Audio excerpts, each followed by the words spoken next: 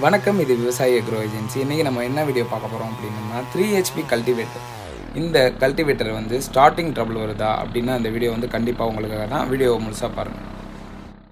நாம் பண்ணுற பெரிய தப்பு அப்படின்னா என்னென்னு பார்த்தீங்கன்னா, நமக்கு வேலை இருக்கும்போது நம்ம மிஷினை ரெகுலராக யூஸ் பண்ணுவோம். நம்ம யூஸ் இல்லாத பொழுது மிஷினை ஸ்டாப் பண்ணி வைக்கிறோம் அப்படின்னா வாரக்கணக்குலேயோ மாதக்கணக்குலேயோ நாம் வந்து பெட்ரோலோட வண்டியை நிப்பாட்டக்கூடாது. அப்படி நிப்பாட்டுறதுனால தான் நமக்கு வந்து ஸ்டார்டிங் ட்ரபிள்ஸ் வருது.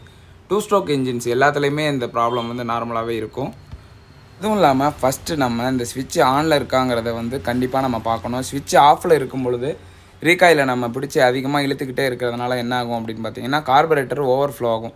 இதனால் சரியான பெட்ரோல் ஃப்ளோ இல்லாமல் வண்டி ஆஃப் ஆக வாய்ப்பு இருக்குது. நம்ம ரொம்ப நாள் இதில் பெட்ரோலோடய வண்டியை ஸ்டாப் பண்ணி வைக்கக்கூடாது. அப்படி வச்சோம்னாலே கார்பரேட்டரில் பிளாக் வரும். ஏன்னா 2 ஸ்ட்ரோக் ஆயில் கலந்து பெட்ரோல் போடுறதுனால ஸ்டார்டிங் ட்ரபிள் நிறைய வாய்ப்பு இருக்குது. ஸோ நீங்கள் ஒரு வாரத்துக்கு மேலே வந்து யூஸ் பண்ணாமல் இருக்கீங்கன்னா பெட்ரோலை ட்ரைன் பண்ணிடுங்க. ட்ரைன் பண்ணுறது ரொம்ப நல்லது. நெக்ஸ்ட்டு இதான் சோக்கு. ஸ்டார்ட் பண்ணுறதுக்கு முன்னாடி சோக்கை அப்ளை பண்ணிவிட்டு ஜஸ்ட்டு 2 டைம் ரீகாயில் எடுத்திங்கன்னா ஸ்டார்டிங் சிம்டம்ஸ் வரும். ஸ்டார்டிங் சிம்டம்ஸ் வந்த உடனே வந்து நீங்கள் இதை வந்து நார்மல் பொசிஷனுக்கு மாற்றிடணும். சோக்கில் போட்டும் நீங்கள் ஸ்டார்ட் பண்ணிகிட்டே இருந்தீங்கன்னா ஸ்டார்ட் ஆகாது. ஸ்டார்ட் ஆகிற சிம்டம்ஸ் தெரிஞ்ச உடனே நீங்கள் நார்மலில் போட்டு ஸ்டார்ட் பண்ணிங்கன்னா ஸ்டார்ட் ஆகிடும். அப்படியே ஸ்டார்ட் ஆகலை, சிம்டம்ஸ் வருது ஸ்டார்ட் ஆகலை அப்படின்னு நினச்சிங்கன்னா இந்த மாதிரி ஆக்சிலேட்டர் டைப் உள்ளதில் நீங்கள் வந்து இப்படி ஜஸ்ட்டு அட்ஜஸ்ட் பண்ணிக்கலாம். ஆக்சிலேட்டர் வந்து ஓரளவுக்கு மீடியத்துக்கு மேலே கொடுத்துட்டு நீங்கள் ரீகாயில் எடுத்து ஸ்டார்ட் பண்ணிங்கன்னா இன்ஜின் ஸ்டார்ட் ஆகிடும். நார்மல் டைப் ஆஃப் ஆக்சிலேட்டர் ஒன்று இருக்குது, அது எப்படின்னு அதுவும் உங்களுக்கு சொல்கிறேன்.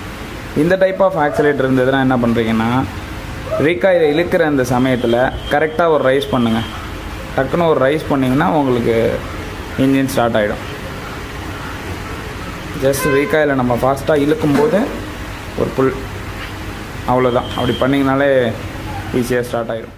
ஸ்டார்டிங் ட்ரபிளோட ஒரு மிகப்பெரிய பிரச்சனை என்னன்னு பார்த்தீங்கன்னா இந்த ரீகாயில் வந்து யாருக்கும் சரியாக இழுக்க வராது.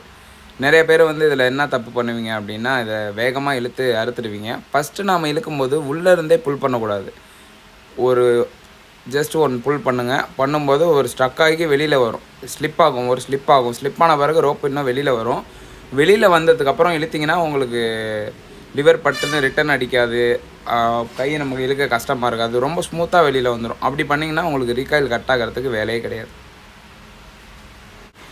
மிஷினில் வேறு என்னென்ன மெயின்டெனன்ஸ் பண்ணணும் அப்படின்னு சொல்லி கேட்டிங்கன்னா ஏர் ஃபில்டரை வந்து நீங்கள் ஓட்டுறத அளவை பொறுத்து அப்பப்போ ஏர் ஃபில்டரை கிளியர் பண்ணிக்கிட்டே இருங்க. ஏர் ஃபில்டரை நீங்கள் கிளியர் பண்ணுறதுனால வண்டியில் மைலேஜ் நல்லா கொடுக்கும். இன்னொன்று நீங்கள் என்ன பண்ணணும் அப்படின்னா 4 hours ஒன்ஸ் வந்து கியர் பாக்ஸில் வந்து நீங்கள் க்ரீஸ் ஃபில் பண்ணணும். அப்படி க்ரீஸ் ஃபில் பண்ணிங்கன்னா உங்களுக்கு உள்ள கியர் பாக்ஸ் பேரிங் எல்லாமே லைஃப் நல்லாயிருக்கும். நிறைய பேர் க்ரீஸ் ஃபில் பண்ணுறதில்ல. பட் 3HP கல்டிவேட்டர்லாம் உங்களுக்கு நமக்கு மினிமம் ரேஞ்ச் கல்டிவேட்டர் அப்படிங்கிறதுனால கியர் பாக்ஸ்லாம் ரொம்ப பெரிய லெவலில் இருக்காது. சின்ன லெவலில் இருக்குங்கும்போது நம்ம சேஃப்டியாக அதை பாதுகாத்தோம்னா கண்டிப்பாக நல்லாயிருக்கும். இந்த மாதிரியான சின்ன விஷயங்களை செய்கிறது மூலமாகவே நம்ம மிஷினில் ஃபால்ட் வராமல் நம்மளால் கண்டிப்பாக பார்க்க முடியும். மேலும் இந்த மாதிரியான விஷயங்களை தெரிஞ்சுக்கணும், இதை போன்ற இயந்திரங்கள் வாங்கணும் அப்படின்னு நினச்சிங்கன்னா நீங்கள் கண்டிப்பாக விவசாய அக்ரோ ஏஜென்சி சேனலை சப்ஸ்கிரைப் பண்ணி வச்சுக்கோங்க. மேலும் உங்களுக்கான சந்தேகங்கள் எதுவும் இருக்குது, என்னிடம் வேறு இயந்திரம் இருக்குது, அதை எப்படி பராமரிக்கணும், அதில் இந்த பிரச்சனை வருது அப்படின்னு உங்களுக்கான சந்தேகங்கள் இருந்தால் நீங்கள் எங்ககிட்ட கேட்கலாம். அதுக்காக ஒரு வீடியோ நாங்கள் கண்டிப்பாக தயார் பண்ணி போடுவோம். நன்றி.